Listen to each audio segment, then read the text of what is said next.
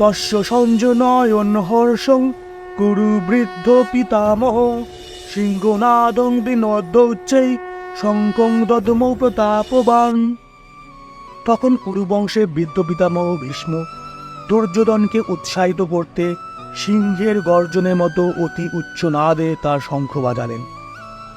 ভীষ্ম অবগত ছিলেন যে পরম ভগবান শ্রীকৃষ্ণ বিপরীত দিকে থাকায় দুর্যোধনের বিজয়ের কোনো সম্ভাবনা নেই। তবুও তিনি দুর্যোধনের উদ্বেগ বুঝতে পেরে এবং তাকে উৎসাহিত করতে উচ্চ নাদে শঙ্খ বাজিয়েছিলেন। প্রাচীনকালে যুদ্ধক্ষেত্রে শঙ্খ বাজিয়ে যুদ্ধ শুরুর ইঙ্গিত দেওয়া হতো।